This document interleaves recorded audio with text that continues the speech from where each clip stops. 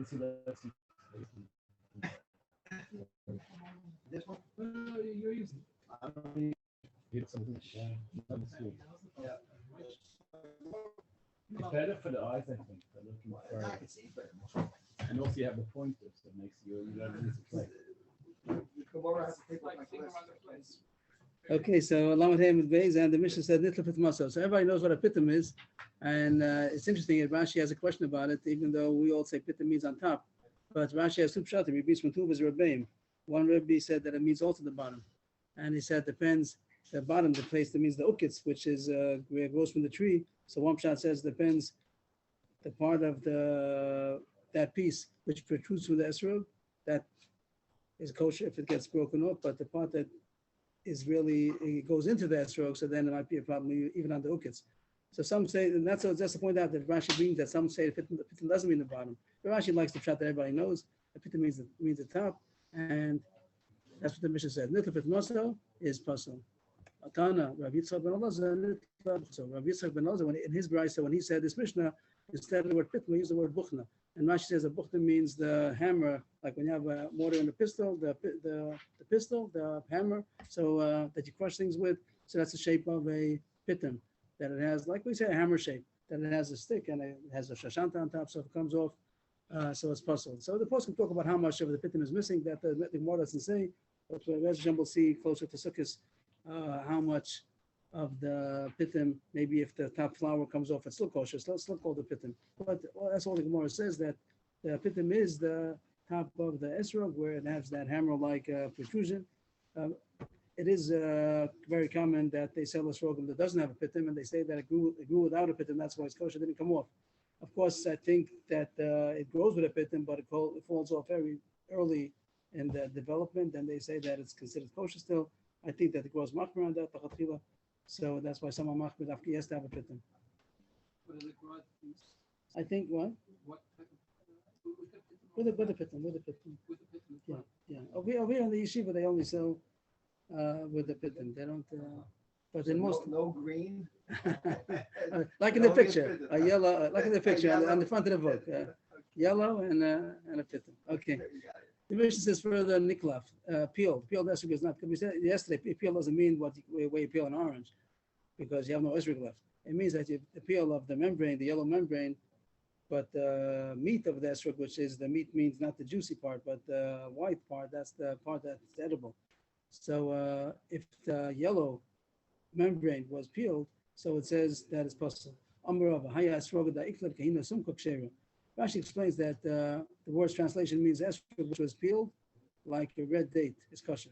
And Rashi says that after you peel the esrog, it'll turn red, like this red date. I'm not sure if that's necessary in the pshat, but it seems to say that a peeled esrog is kosher. And the kasha is there, says in the Mishnah, peeled esrog is possible. Bananta nikla possible. Lo kasha. Top line. Avlamid vav. Habakul habamitzasa. Depends if it was completely peeled or partially peeled.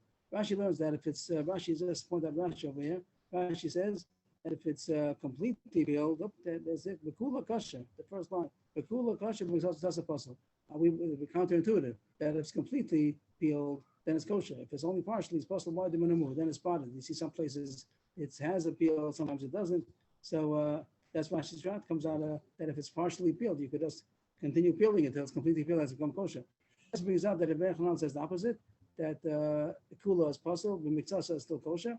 So folks, over here, we're probably going to say everything is possible because we don't know who's right, Rashi or Ben Chanana.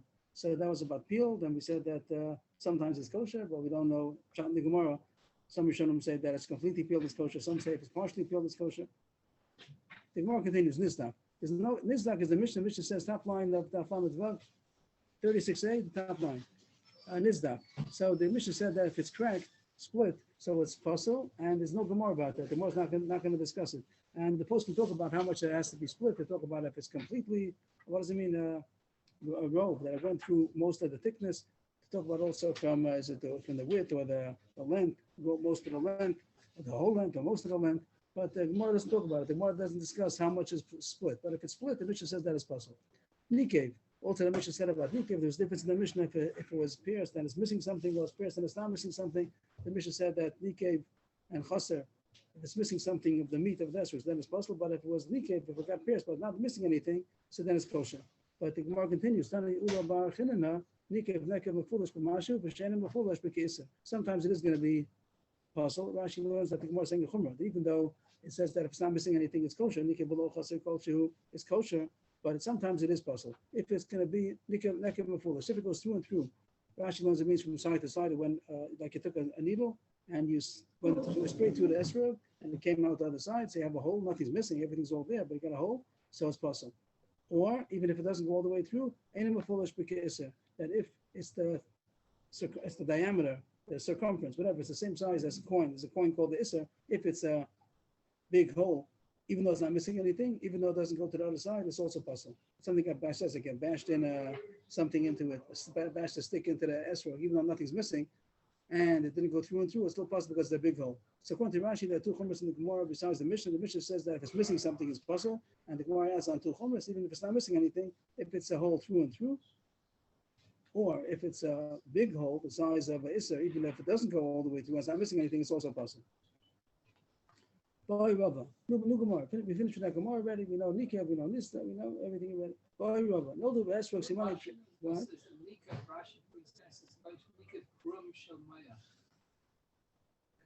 That's actually going on the next Gemara, but it's true. That's next Gemara. So, Boy Rava, we're on the third line. No the esrog simani trade for mahu.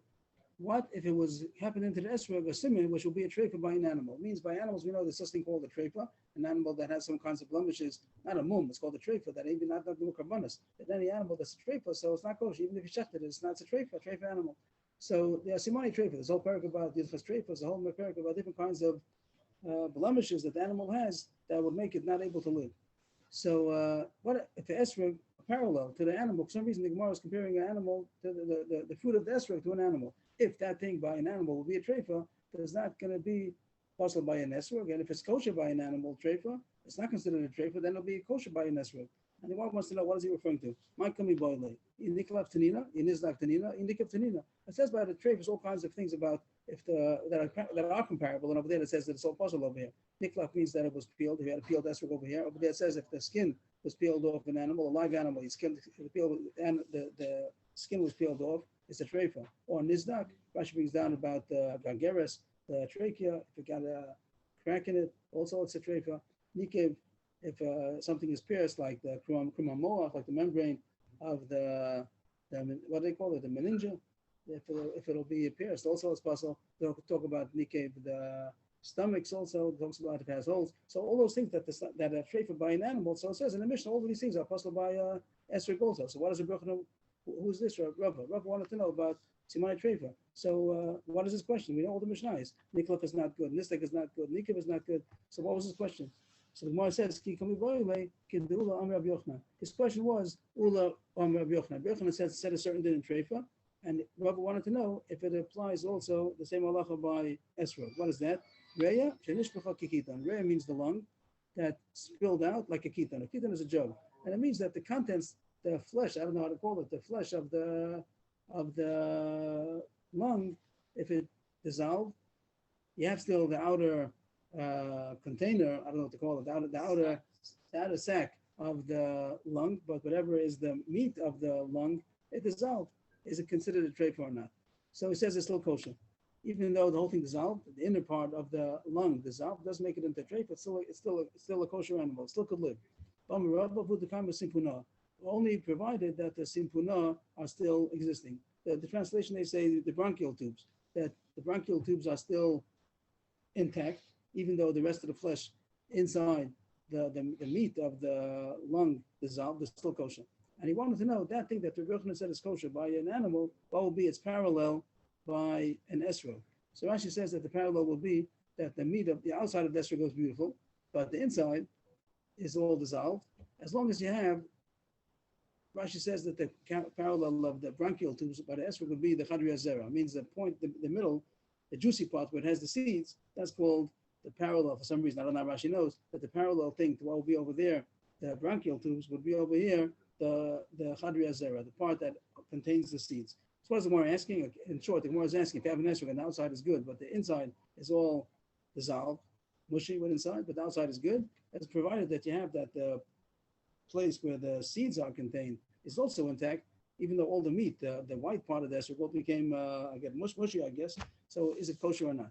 Maybe it's worse than a treifa. It means the more not asking something which is a treifa is it possible here also? That's sure. Something which is kosher over there is going to be kosher over here. Could be that esrog is going to be worse than hilchos treifas. Hachamai.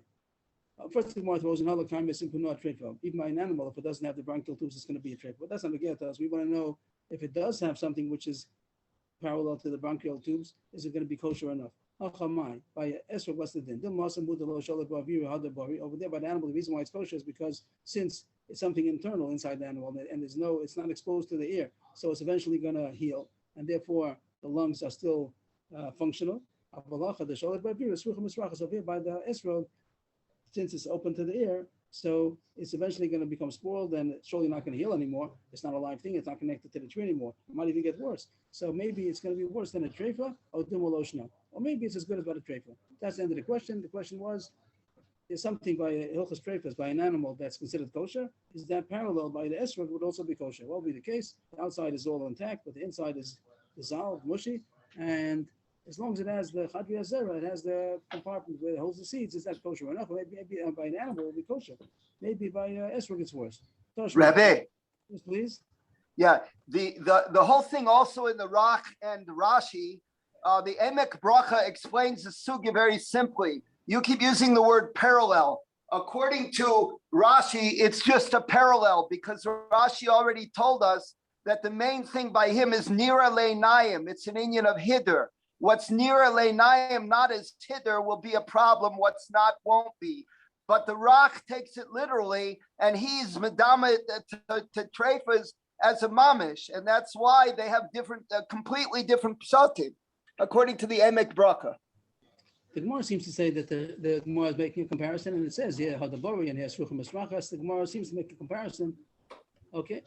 Yes, is it literal or is it a parallel? And it's a parallel by Rashi because Rashi emphasizes by Chazazis and other places here that what's near leinayim is the question in terms of whether it's hiddur or not hiddur. And the Rak is saying, no, we're dealing with treifas here, and it's not just a parallel, it's mamish, learning this from that. And that's how they generate opposite shitas. Okay, Ashikah. Tashma, the Gemara uses it as a proof to say that it's possible. It says a lot, Bryce, a lot of. Trying to prove that what? If the Gemara is going to try to prove that it's not good. And what's not? This case of the thing that the inside, outside of the esrog is good, the inside is mushy, is it still going to be kosher? So the more things it has a right that it's possible. It's a long drive, so it has a lot of more information, other things we didn't ask for. We're just going to be interested in this word over here. Here it says ruach, one word in the Bryce said that more things that's going to be the proof. Tashma, esrog, tafuach, number one, tafuach, blown up. So ruach, spoiled. And that's what the Gemara is going to think that it says. Spoiled means that the inside is spoiled and it's possible, and even though the outside is intact. We'll go through the rest of the Brisa. We're going to come back to this word again. Kavlush means that it's pickled in vinegar. You took the esrog, you pickled it in vinegar. It's going to be possible. Shalok, if it's cooked, a cooked esrog is possible. Kushi, a black esrog is possible. Laban, a white esrog is possible. Menumera, a spotted esrog is possible. All these things are possible. Esrog kikadu, how about a round esrog? It grew around much like a ball, not like the shape of an esrog. Also possible. Some say also a double esrog. Sometimes you have like bananas that grow two together. So if you have two esrogim that grew together and you have a double esrog, some say it's also possible. Esrog abosa. So usually bosa means an unripe esrog, and that's the machlok so we have and the chachamim. Rashi over here says that bosa means the size of a pea, which is very difficult because the we had more before that the minimum size is the size of a walnut, size of an egg, and here it comes the size of a pea. Of course, it's not good.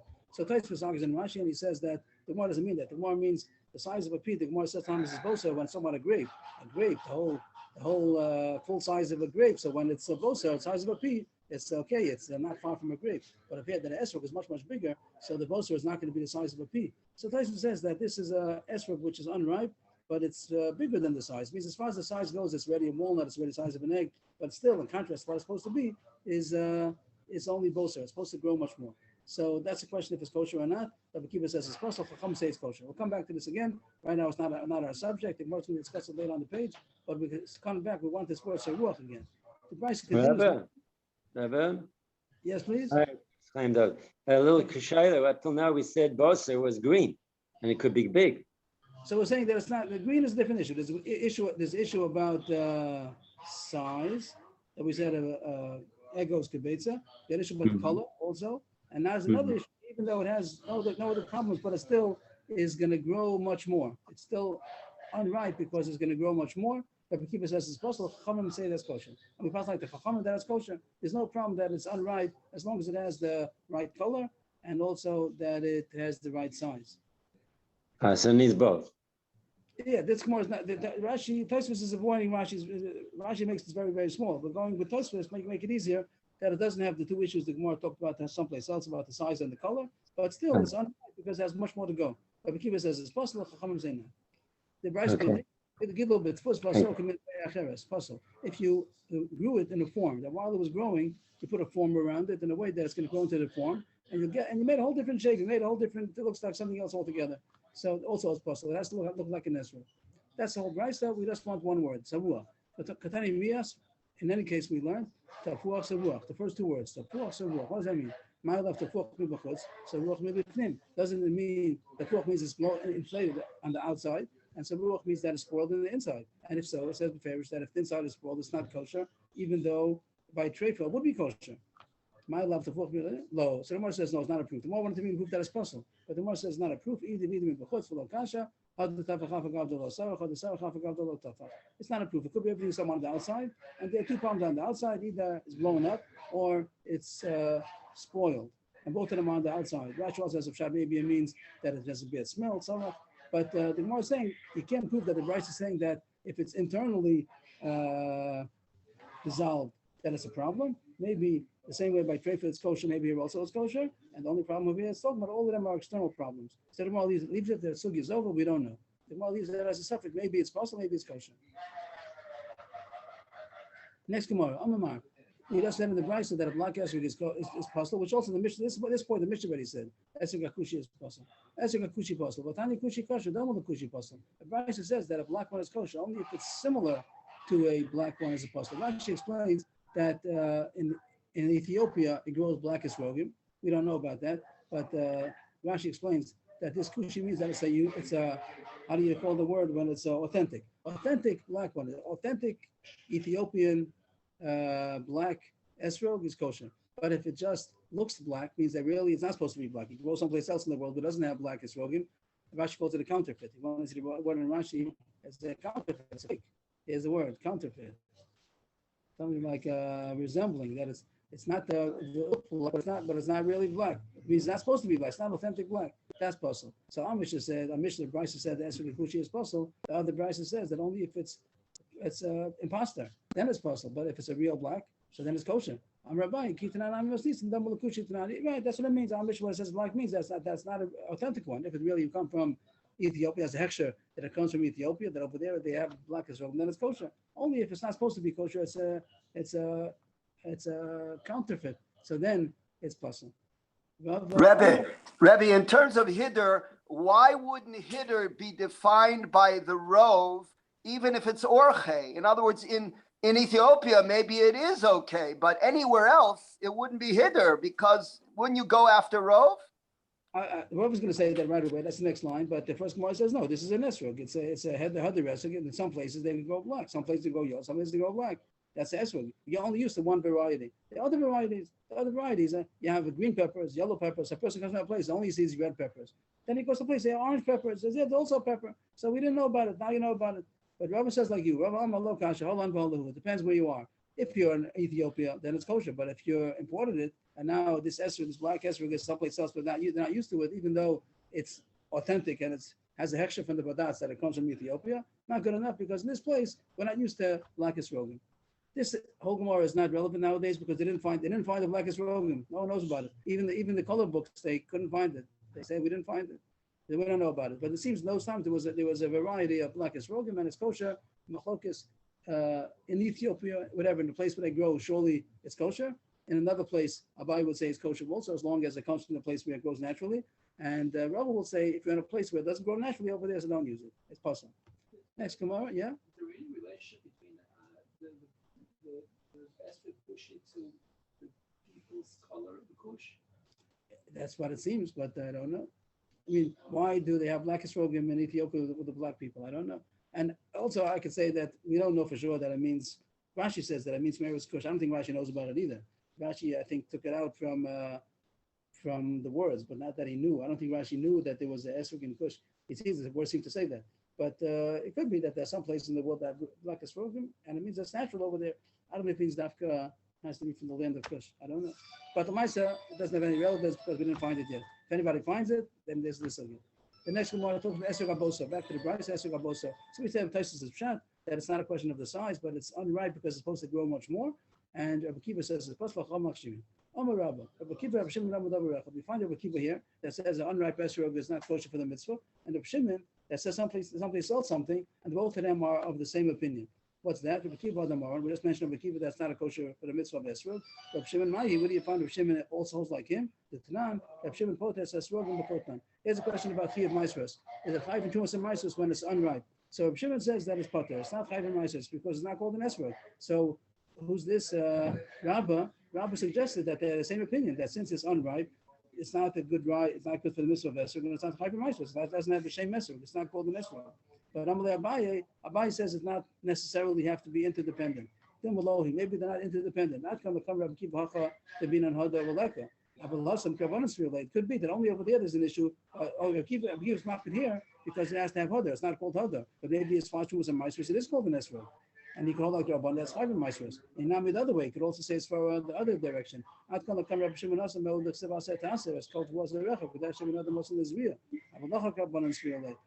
Rabbi Shimon says as far as Shumas and Maisros, even though it's called an Esrog, but it has to have another condition, another criteria, another factor that is going to be the Kobeya by, if it's Chayv and Shumas and Maisros, that it has to already be able to reproduce. It has to be Motzi Lazera, that a fruit is only Chayv, is only considered ripe enough to be Chayv and Tumas and Maisros if it could already, it's mature enough to reproduce. But if it's not able to reproduce, the seeds wouldn't be mature enough to be able to reproduce. If you plant it, it wouldn't grow. So then it's not Chayv and Tumas and Maisros, but it's not. But otherwise, you also would agree that it's called pre. It's called a fruit, and here by Esrog, it would be called an Esrog. Tumas and Maisros, it could be that over there there's another condition that it has to be already so mature that it could reproduce. But as far as mitzvah of Esrog, it's not relevant. So not necessarily do they hold the same thing. But Kiva says by the mitzvah of Esrog, it has to be hadar, and if it's not yet fully ripe, so it's not hadar. And Rabbi Shimon holds by Tumas and Maisros, it has to be able to mature enough to reproduce, or else it's not Chayv and Tumas and Maisros. But they're not the same criteria, so therefore they're not interdependent. You can't prove that one holds like the other. And the more ends off on the base Vasul Midi. And nothing else to discuss, that they surely have nothing to do with each other, even though the Gemara thought that they're interdependent, these two shittas of Kiva and Shimon, but the Gemara falls off of it, they're not interdependent. We're going to paskin, I think, by both issues, not like Rabbi Shimon, not like Rabbi Kiva, that as long as it has the right color and it's the right size, so it's kosher, even though it still is a lot more to grow if you leave it on the tree. And as far as Tumas and Maisros, also it's high even if it's small, because it is edible, even though it is not yet able to reproduce yet. The Gemara continues, stop line down with base. Give a little bit first, as possible. The Bryce said that if you put a form onto it while it was growing and you made it into a different creature, different creation, looks altogether different, doesn't look like an Esrog, so it's possible. It's only like it says, only if you made it into a different shape that it doesn't look like an Esrog at all. But if it looks normal, then it's kosher, even though you made it artificially, after artificial shape. It's still kosher as long as it looks like an Esrog. Pshita, that's what the Bryce says. The Bryce says only if you made it like a different creation. So why should you think differently? It's interesting that the people who grow the Esrog growers, if they know how to do this, they can make a form that should make a perfect Esrog, whatever they want. If they know how to do it, there's no problem. And it's only a problem if you make it something that looks not like an Esrog. If you make it look like an Esrog, make a gartel if you want. All the things that people pay a few hundred, a lot of money so they can make it artificially if they know how to do it. Maybe they don't know how to do it. But anyway, the Gemara says, of course, that's what it says. Rashi says it means that you made it very extreme, that you made like lines that Rashi says that it looked like some kind of a wheel, not a wheel, but how does Rashi say? That it has like deep grooves. That you might say that Rashi said like by a watermill, that you have something that's going to be able to have, how could I explain it? If you make very deep grooves in the Esrog. if you'd be pulling up by the watermill, you'd be able to fill up the water. But the point is that it still looks like an esrog, but it's like extreme grooves in it. So you might think that that looks different enough that it shouldn't be called an esrog. No, as long as it doesn't look like something else, it's also good enough. Next, Gemara. Esrog, this is a fascinating Gemara. Esrog shenagvu achbar. We had the Mishnah says that if it's missing chaser, if it's missing part of the meat of the esrog, so it's possible. Very, very simple. If it's missing, it's possible. If it's not missing, it's kosher. Here the Gemara is going to have a sugya that says that missing is sometimes kosher. Even though it's missing part of the esrog, it's still kosher. The Gemara starts off that mice bit into the esrog, and they probably took off a piece. Rab said that it's not kosher. And the whole sukkah, if it says harder, we said at the beginning of the parak that if it's not harder, it's possible the whole sukkah, not only the first day. So if the mice they puncture the esrog and it's missing, it's not harder and it's possible. Rabbi Chanina, who was also in times of Rav and seems like more even as a kasha for Rav Chanina, that Rav Chanina is that it's kosher. He used to take a bite out of it, and then he would use it for the mitzvah. Rav Chanina would take a bite of the esrog, and then he would take it to shul for the mitzvah. So chaser is good. So the Gemara jumps up. What do you mean? We had the Mishnah. Chaser is not good. Well, Rav Chanina kasha masnisa. The Mishnah is against Rav Chanina. The Mishnah says chaser is not good. Rav Chanina used to take a bite out of it. The Gemara says, Rashi says the word matbel to dip in, it's just because he usually eats with a dip, but not that it's nothing to do with the point. The point is that he took a bite out of it and he used it for the mitzvah. And the Gemara says kasha masis. The Mishnah says that you're not allowed chaser. So the Gemara says no, big bomb news over here. That wouldn't be difficult. Come down to Frishti, come down to Sheni. Chaser is only possible on the first day. Only the first day of Sukkot, Rashi says, because as a Lukachtem, it should be complete. So the first day, that's when you have to have that it shouldn't be chaser. But the rest of Sukkot, you can have chaser. You can be missing a big piece. You can take a bite out of the esrog, and it's still kosher. And there was a problem with that. Yeah, kosher with a brach. It's kosher. It's kosher esrog. He goes to the mitzvah. No, Rav Chanina sounds like he did it. Maybe he was hungry. I don't know. But he had nothing else to eat. But he took a bite out of it. What happened to the chaser? So we just asked the kasha, and the Gemara asked the kasha, and the Gemara says only the first day of Yom Tov. The first day, that's when chaser is not kosher. The second day, chaser is kosher. You believe it? It doesn't sound.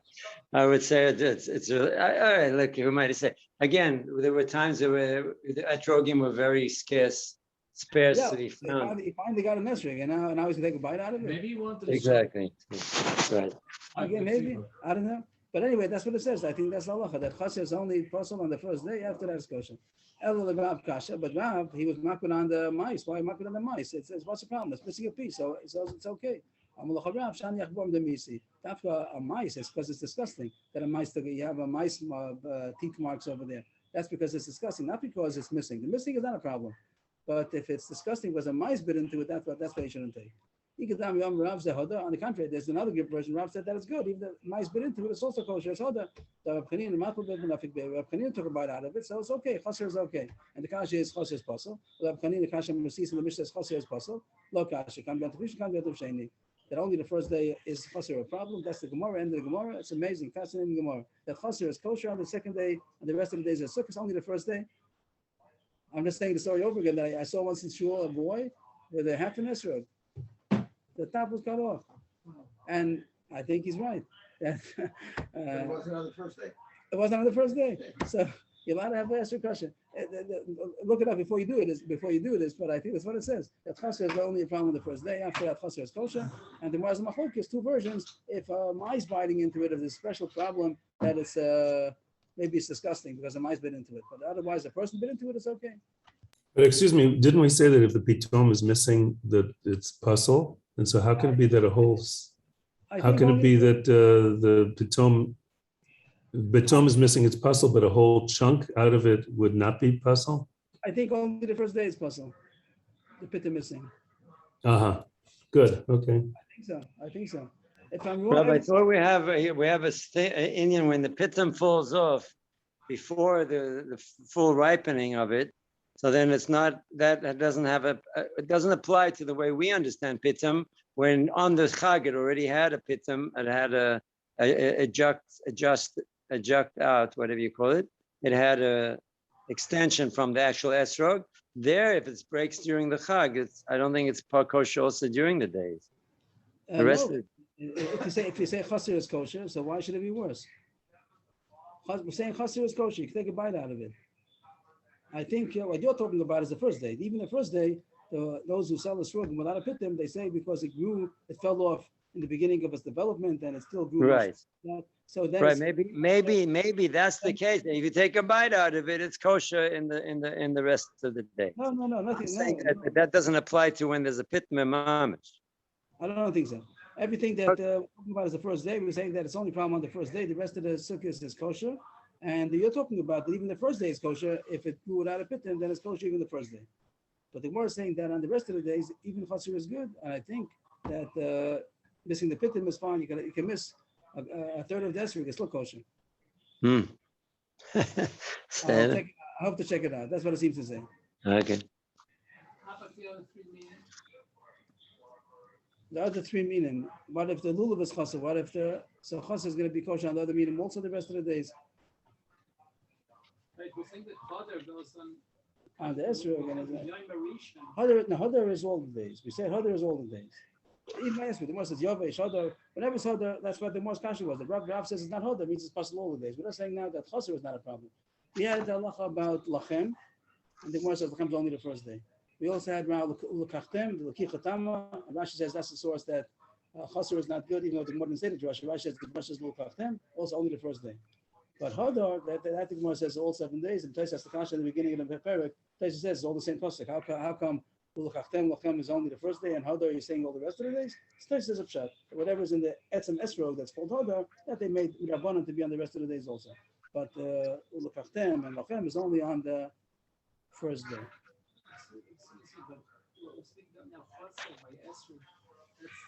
Still Hodder?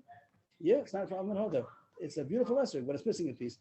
Since we're finishing pretty early, it looks like. So we'll go further, and then I'll look it up together with everybody. We'll see this din about chaser on the rest of the days, and also about the pitim coming off. I think that it's going to be kosher. The Gemara continues. Esrog katan, the smallest size esrog. So we said this already that machlokes if it's the size of a walnut or the size of an egg. If that's like a computer, it has to be the size of an egg.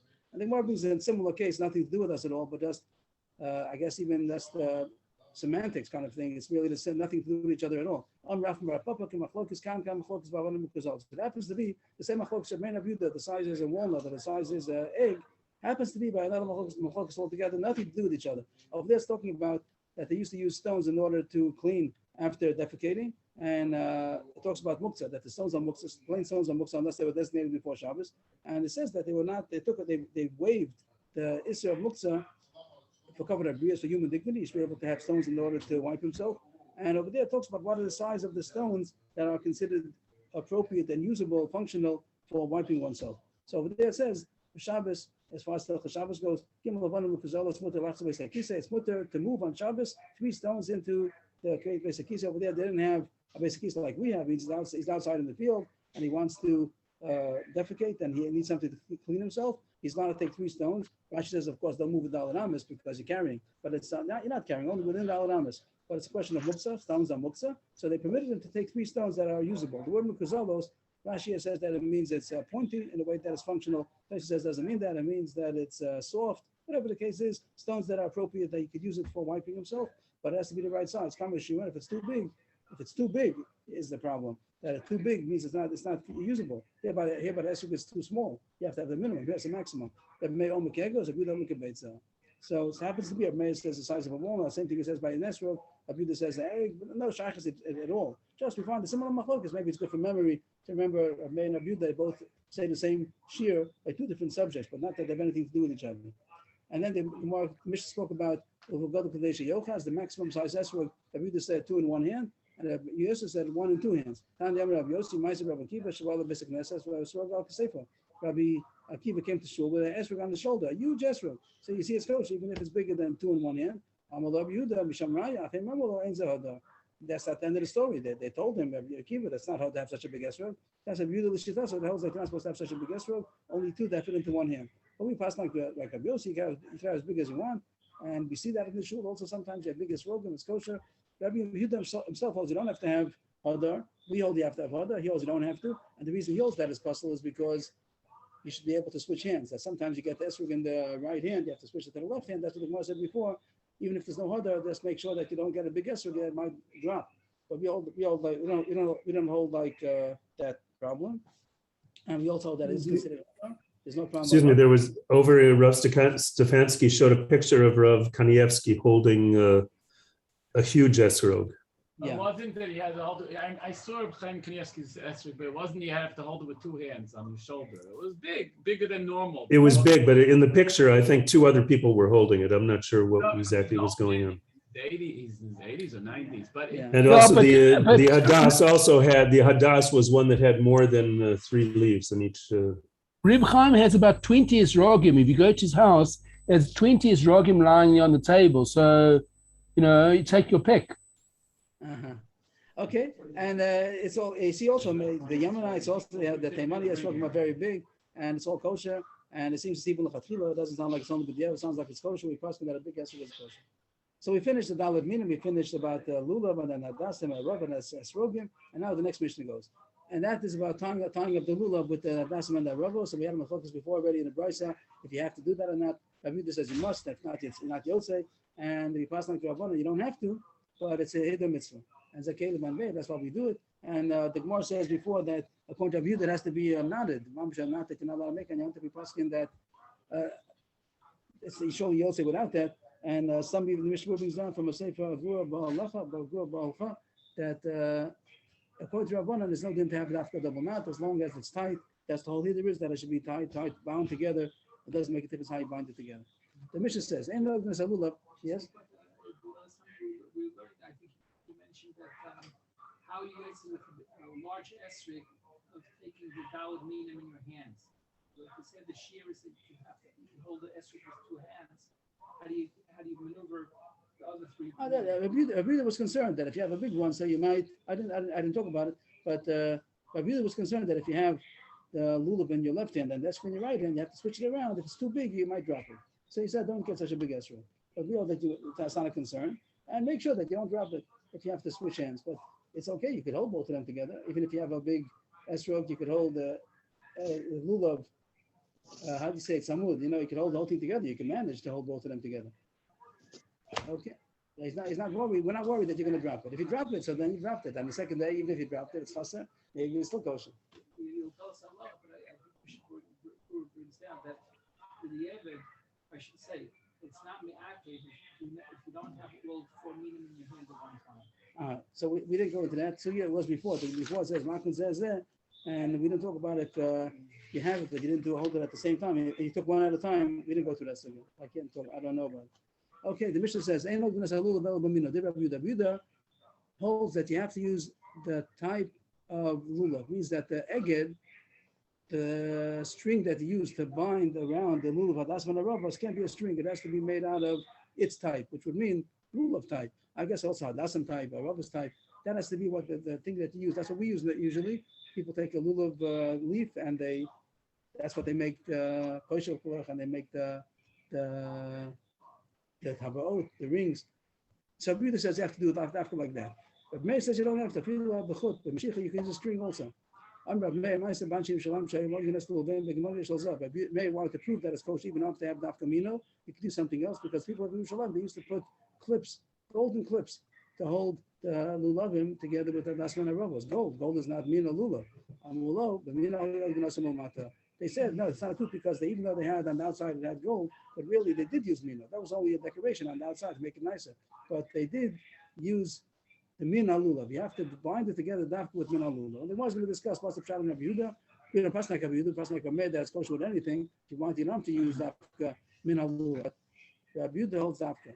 Even Rabbi Yehuda holds that you have to use the type of lulav. It doesn't have to be mamash lulav. It doesn't have to be a lulav leaf. It could be any part of the palm tree. Even siv, siv seems to be the bark that grows around the palm tree, like some kind of a network, meshwork that grows on the palm tree. If you go to the palm tree, close in between all those grooves, you can find what's called siv. And ikudikla seems to be something that grows on the bottom by near the roots of the palm tree. Also, it's not the actual lulav; it's still kosher. Any part of the palm tree is kosher. That's mina. That's good enough, right? But the Mishnah said when it says that's right. That since says the Mishnah, ain't nothing that's lulav, but that's good enough. It has to be from the palm tree. It doesn't have to be dafka the lulav itself. My time Why is it really mafresh be dafka mino?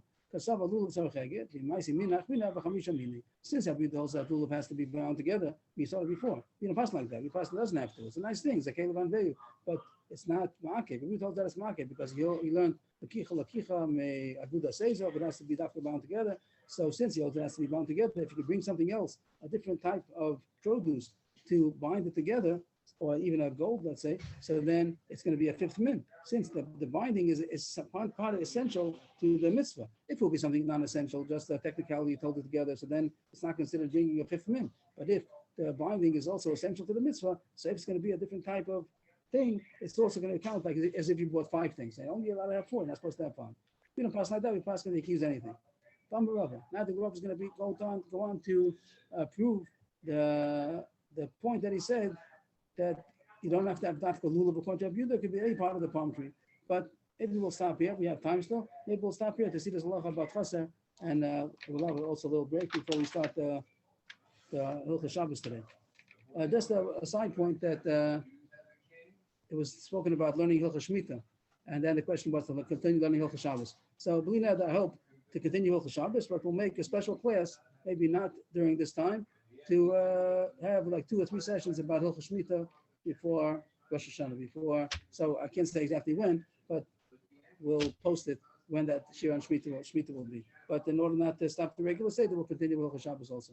So we'll be learning today Hilchos Muktzah, and just to summarize the Gemara, and then we'll say the halacha, maybe a couple of Mishnah Berurah to see the halacha about chaser over here. Just to chaser over the halachas of today, we said that if the pitim falls off, it means the top of the esrog, so then it's puzzle. Niklap, if it was peeled, so it says sometimes it's kosher, sometimes it's not. It depends if it was completely peeled or partially peeled. Machlokes Rishonim which one is kosher will be marked both ways. Nizdak, if it got split, it's puzzle. The Gemara doesn't say anything about that. Nikev, Rashi learned that even though it says that it's only puzzle if it was chaser, but the Gemara adds on 2 more psulim if it was a hole through and through, or if it was a big hole, the circumference of a isser.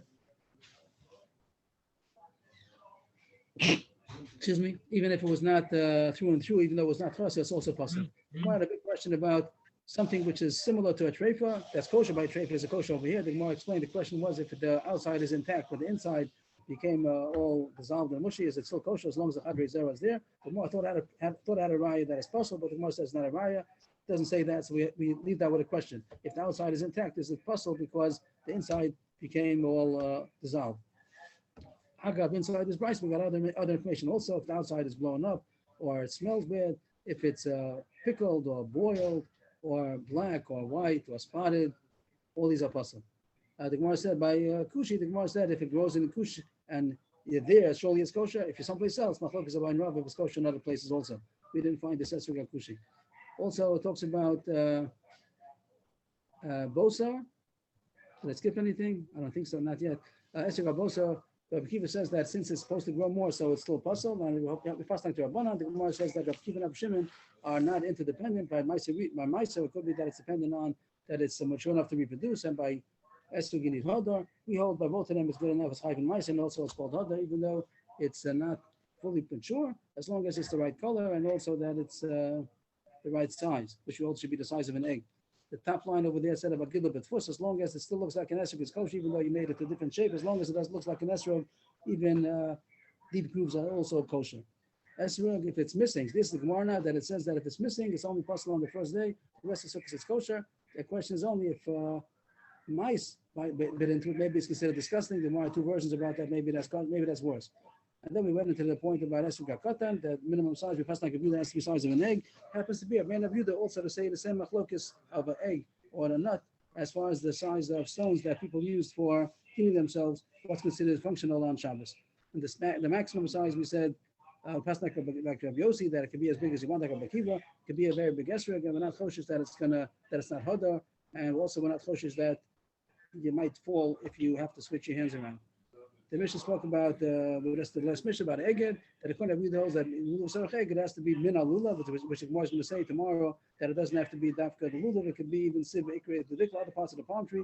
You pass like a mayor, that since Lulav ain't Sarach Eged, so you can use whatever you want, you can use even string, and like they bought a rye from Anshe Rishon, they use gold. They said it's not a rye because over there it could be that they also had something of minal lulav to tie it under it, but they made it for decoration. But the mice we pass like a mayor that it's kosher even if you don't have use minal lulav, since lulav ain't saracheged, so it's no problem of having a min chamishi. It's not considered another fifth min, and therefore it's kosher. So I'll try. Rebbe, Yes, please. a question in Peshat. It seems that we had an iboy de lo ifshite about if it's okay on the outside, but the inside is completely liquefied, right? Right. So I don't understand when the whole gang of Rashi, and it seems the sugya is that it's got to be hidur is near nayim. That particular one, which is soft on the inside, could be good on the outside, and it's an iboy de lo ifshite. Yet boiled and pickled, which could also be theoretically not just completely nicker good on the outside, but they could even be harder. So when you touch it, it feels like it's good. Yet they're puzzle, and this is an iboy de lo ifshite. What's the pshat? I don't see that the Gemara says that the issue is hodar. I don't see that as being the given, that the issue is only if it's hodar or not. I don't see that that's the issue. There are other psulim besides the other movement. There are other things that might be possible besides the issue of hodar. I'm not convinced that the issue is only hodar.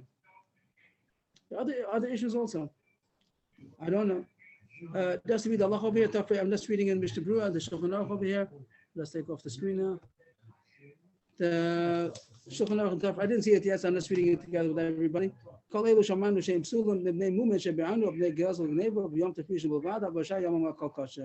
these things that we spoke about that are possible because of blemishes or because it was stolen is only the first day. The rest of the days is kosher. Then the Ramah says, "Yesh poslim begazel." So maybe a stolen is different. We don't go into that, but that's all. That's all he says. Then he continues. The Ramah continues. If it's missing a piece of the esrog is kosher, and the rest of the days is sukkah. Only the first day is possible. Even if the pitum is missing, there's no problem. It's not worse than chaser, and therefore it's kosher after the first day. Then he talks about if mice bit into it, maybe it's more, maybe it's not good. So that's it. It says that it's kosher. Mr. Brewer says on that. Chaser kosher b'shar yama l'kul yama. Dikul akicha. Okay, okay, that's it. Then he says things that are hodar. If the issue is hodar, that's mahok supposed to. Some say that it's also not worse than chaser, the rush, and others say that you need hodar all 7 days, like Rashi says, and the Ramah says like that. So hodar you need all 7 days, but chaser is only the first day. Little pitmaso, the Mishnah Berurah says. It first gives you a reference. I have to look at that also. The Magen Avraham says some poskim hold that the pitta missing is a problem of hodar. And therefore, a pitta might be worse. So that's what Chaim David said. The pitta, some said that the pitta might be worse. The Ramah says that pitta is not any worse than chaser, and it's kosher all 7 days.